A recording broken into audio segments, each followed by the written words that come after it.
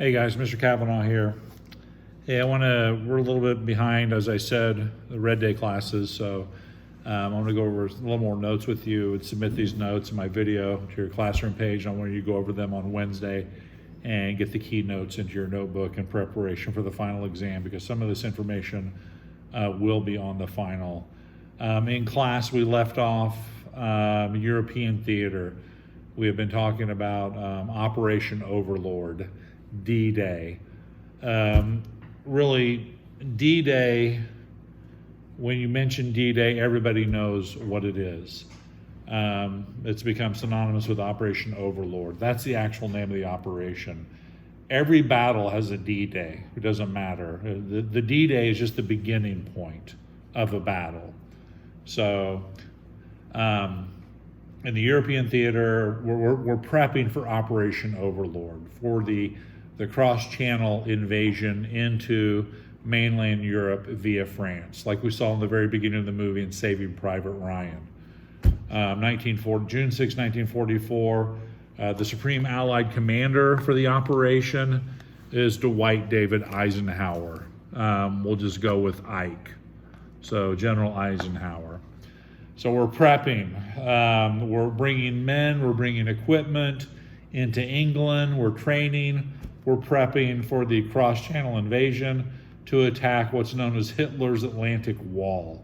So it's these fortifications up and down the French coast, what was depicted in the opening scene of Saving Private Ryan.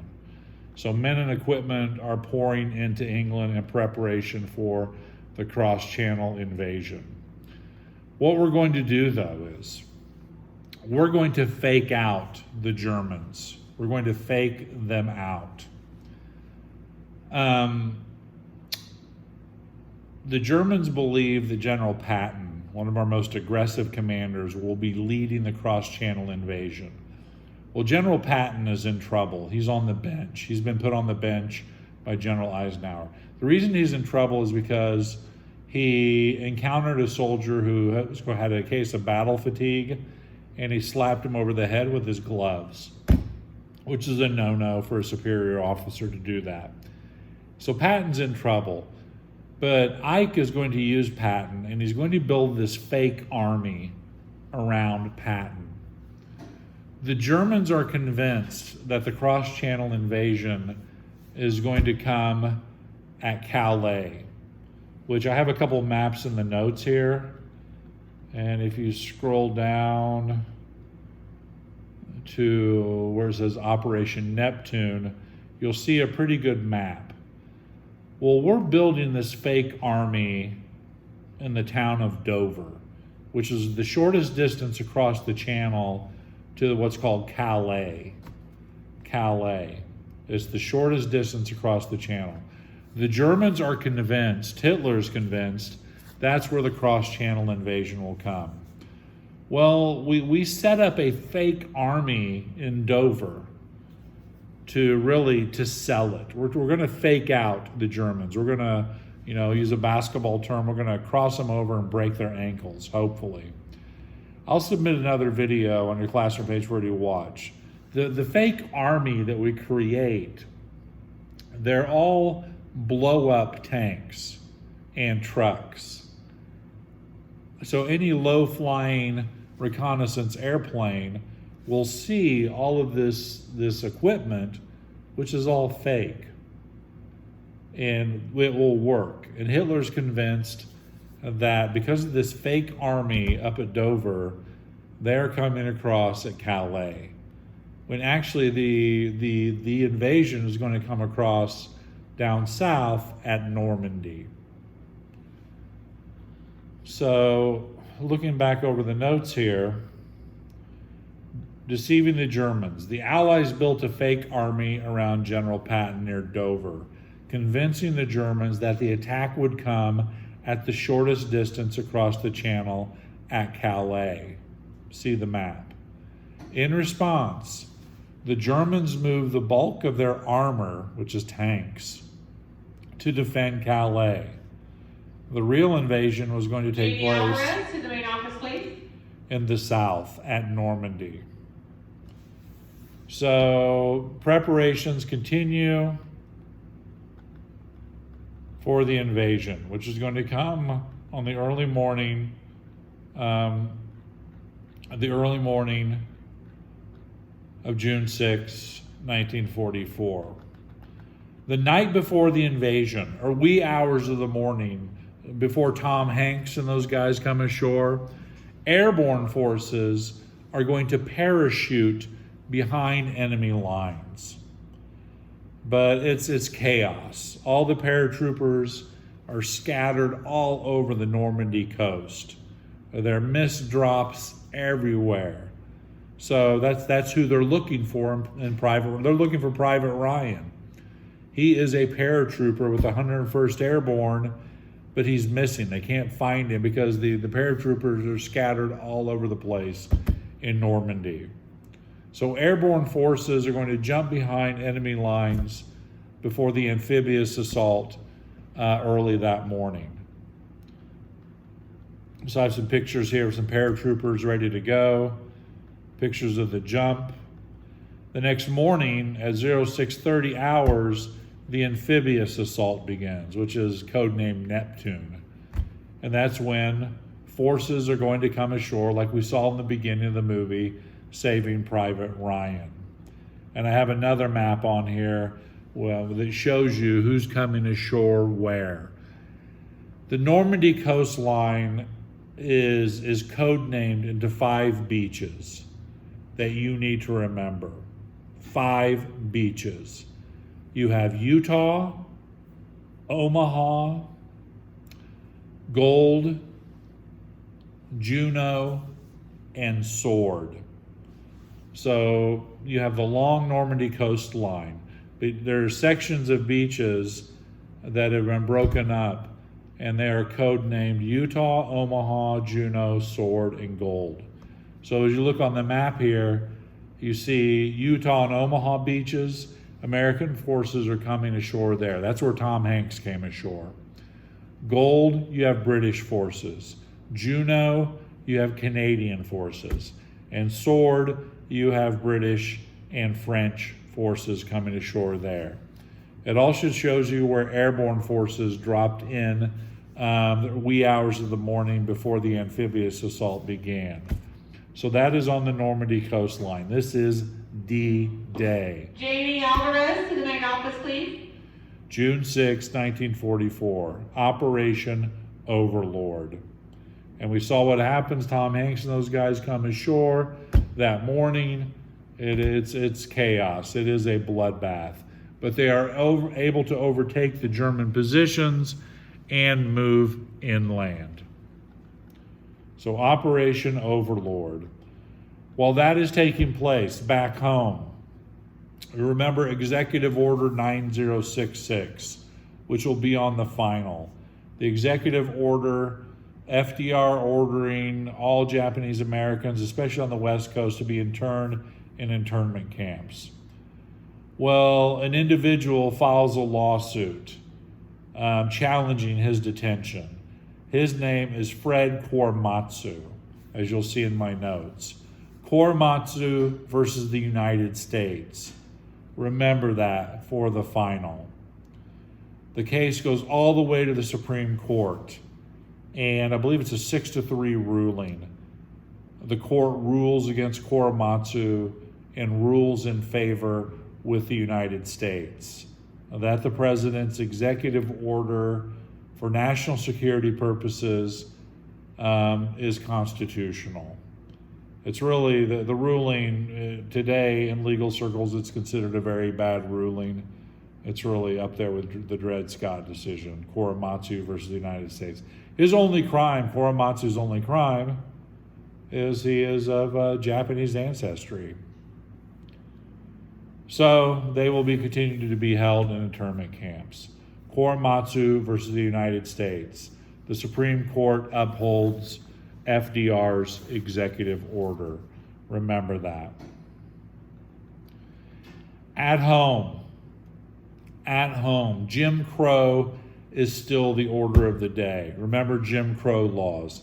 Legalize segregation as established by Plessy versus Ferguson. Remember, during Reconstruction, we talked about black codes. Reconstruction ends, black codes evolve into Jim Crow laws. So at home, Jim Crow laws are still in effect. They are still the order of the day, especially in the South. Even though facing oppression at home, many African Americans, Latinos, Japanese Americans join the fight. Even while being treated as second-class citizens at home, they still get involved in the fight.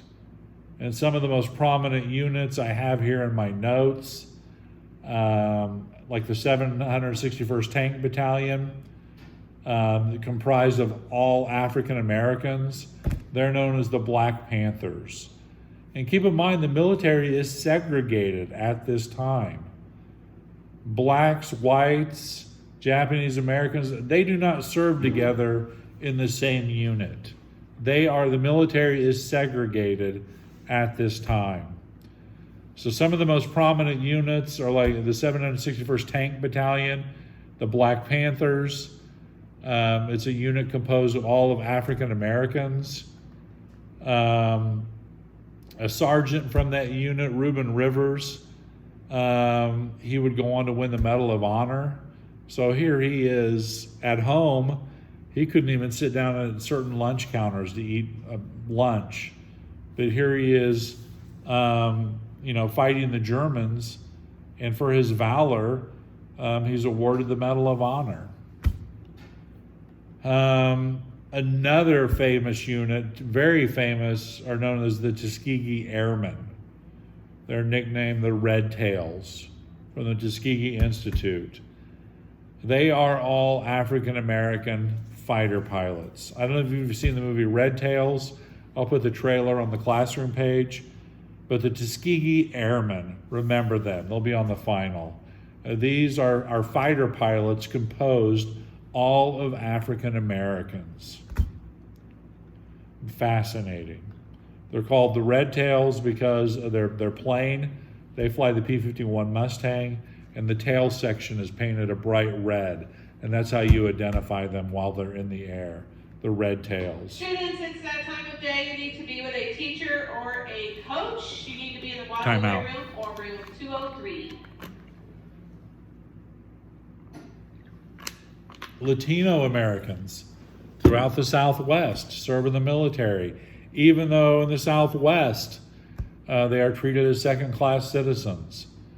I have the picture in here of Sergeant Sylvester Herrera, who's a recipient of the Medal of Honor, and a link to his bio. But yet back home in Texas and throughout the Southwest, Latinos are treated as second-class citizens. They can't even serve on juries. It's just fascinating. Another example of Jim Crow. Nisei soldiers. Have that in your notes. Nisei, N-I-S-E-I, Nisei soldiers. Nisei, which means second generation in a new country. Nisei soldiers are Japanese Americans, young men who are allowed to fight. Even though their families are being held in internment camps, they're fighting for the government that's holding them in these camps. They really want to demonstrate that they are true Americans and support this country. So Nisei soldiers are Japanese Americans, young Japanese Americans, who go off and fight in World War II in the European theater.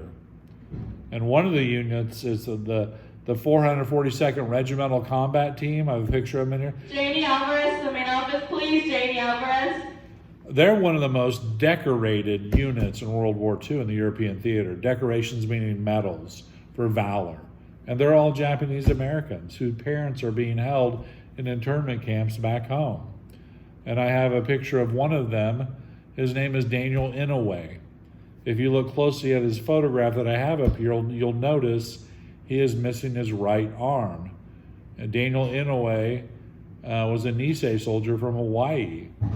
And I believe, hey Louie, I believe when he was, time out here, when he was fighting in Italy, his men were pinned down by 2 machine guns.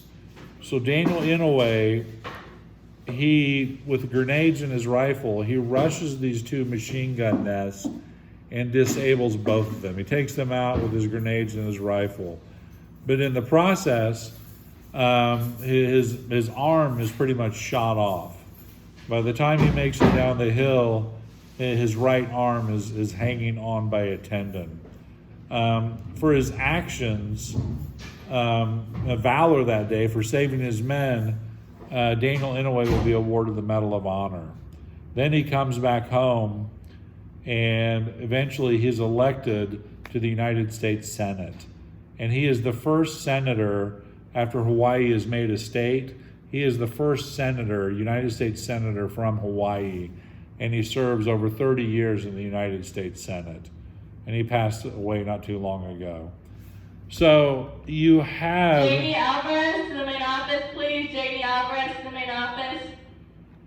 Even though Jim Crow is the order of the day, you have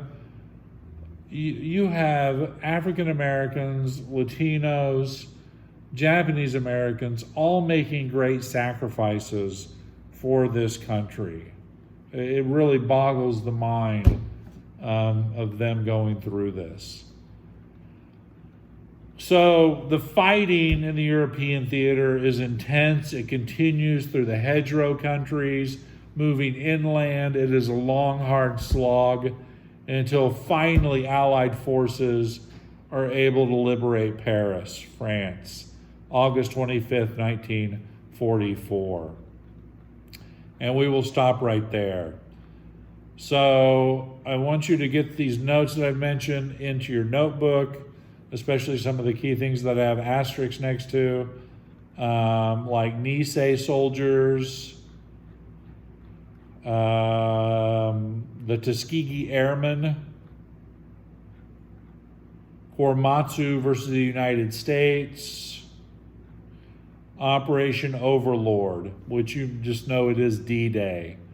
It is D-Day, Operation Overlord. It is the cross-channel invasion of Europe through France, commanded by General Eisenhower, Ike, June 6, 1944. I'm not too worried about the date. And we will pick up from there, from the liberation of Paris, and then we will continue on, knock this out, review for the final, have the final, and be good to go. So I will put this information for you. It'll be on your classroom page for Wednesday. Make sure you go through this on Wednesday. If you have any questions or concerns, get back to me. That's all I have. Kavanaugh out.